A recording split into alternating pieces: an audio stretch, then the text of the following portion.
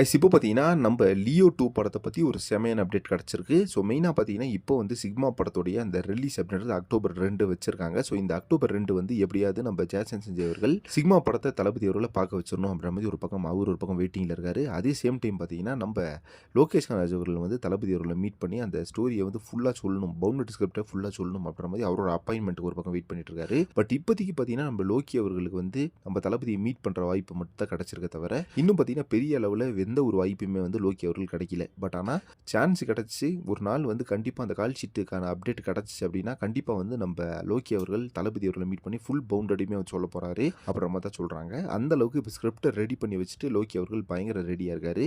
So இதே same time பார்த்தீங்கன்னா, நம்ம ஏகே அவர்களும் பார்த்தீங்கன்னா ஒரு ஸ்கிரிப்ட் ரெடி பண்ணி வச்சிருக்காராமா லோகேஷ் கனகராஜ்.